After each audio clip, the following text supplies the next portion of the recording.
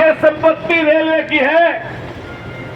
और ऐसे ही जैसे आपको नोटिस दिए गए होंगे, ऐसे ही एक नोटिस निकला और नोटिस निकलकर प्रत्येक घर पर चस्पा कर दिया गया।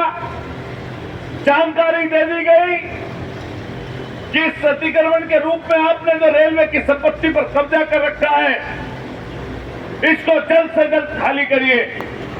और यहां तक कि उसको तोड़ने के लिए, उसको खुरद करने के लिए तैयारी भी शुरू हो गई। लेकिन जनता वहां की घरों से निकली और वो आंदोलन इतना बड़ा हुआ कि अखबारों और टीवी चैनलों की सुर्खी बनने लगा। छोटे बड़े जनप्रतिनिधि उसका संज्ञान लेने लगे। और जब आंदोलन आगे बढ़ा तो माननीय सुप्रीम कोर्ट ने स्वतः संज्ञान उसका ले लिया और सुप्रीम कोर्ट से आदेश पारित हुआ कि हमारे अगले आदेश तक ना तो किसी घर को आप छुएंगे और जैसी स्थिति उसकी पहले थी ऐसी स्थिति में वहां पर लाखों लोग रहते रहेंगे। खुद सुप्रीम कोर्ट ने संज्ञान लिया। इसलिए माताएं बहनें यहां पर बैठी हैं और आप सभी वरिष्ठ लोग हैं और आप तमाम साथियों के कंधों पर इस आंदोलन की जिम्मेदारी है। चूंकि आंदोलन हमारे बबली भाई और इनके तमाम साथी संगी जो यहां पर बैठे हैं, सालों साल से आंदोलनों में शरीक रहे हैं। कोई बड़ी घटना घटती है तो ये लोग वहां पर पहुंचते हैं। कोई गन्ने का आंदोलन होता है, उसमें शामिल होते हैं। कोई कहीं हाईवे पर आंदोलन हो तो उसमें भी ये लोग शामिल होते हैं। लेकिन शायद इस मोदी नगर में या आसपास, चाहे वो दिल्ली हो, लखनऊ हो, अभी आपके इस धरने की गूंज ऐसे तमाम लोग जहां पर अलग अलग जगहों पर इस तरह की शत्रु संपत्ति घोषित कर दी गई है, अभी उनके कानों तक शायद नहीं पहुंची।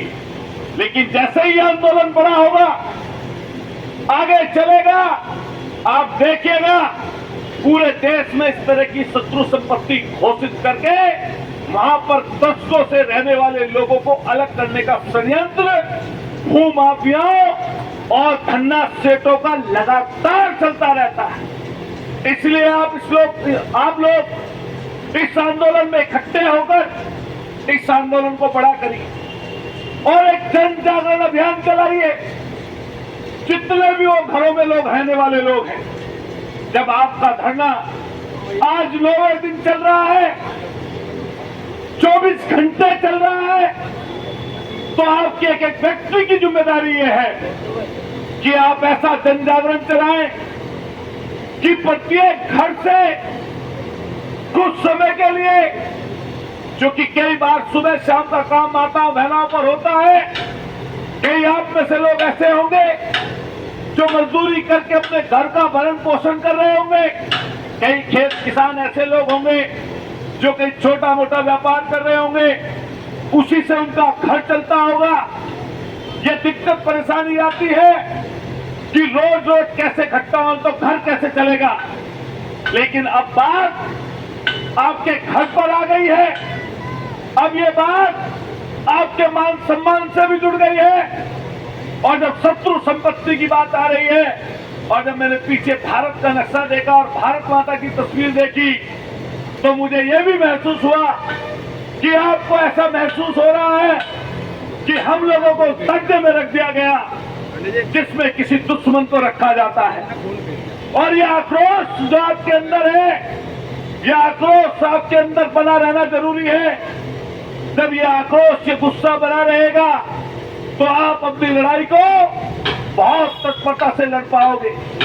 लेकिन मैंने जो जन जागरण की बात की है, वो जन जागरण की बात इसलिए की कि हम और टीका भाई अभी चर्चा कर रहे थे। जब 25,000 घरों का मुद्दा और मसला है, तो इन 25,000 घरों से जुड़े हुए लोग मोदी नगर और आसपास की जगहों पर भी होंगे। तो आप ये मानिए, ये जो लाखों लोगों की लड़ाई है, जब आप आज यह तहसील परिसर में बैठे हैं, तो आपके पास अलग अलग वकीलों के माध्यम से कोई दस्तावेज लेकर हमारे खजाने और व्यापार संघ से जुड़े हुए लोग भी आपके धरने को समर्थन करने आ रहे हैं। आप यकीन मानिए, जब कोई आंदोलन, जब कोई धरना प्रदर्शन होता है, ये यज्ञ की तरह है। जिस तरह लोग यज्ञ में अपनी आहुति डालते हैं और अपने आप को सौभाग्यशाली महसूस करते हैं, इसी तरह दोस्तों, भाइयों, बड़े बुजुर्गों, माताओं, बहनों, ये धरना भी उसी यज्ञ की तरह है। जो इसमें आकर बैठेगा वो यज्ञ में आहुति डालने का काम करेगा। आप ये लोगों को बताइए, और मैं आपसे भी ये बात कहूंगा, जब व्यक्ति पर अपने ऊपर आती है तो कोशिश करता है कि दूसरे लोग उसका साथ दें, अन्य लोग उसकी मदद करें। लेकिन जब समस्या निकल जाती है तो कई बार हम ये सोचते हैं कि हम क्यों उसमें शामिल हों।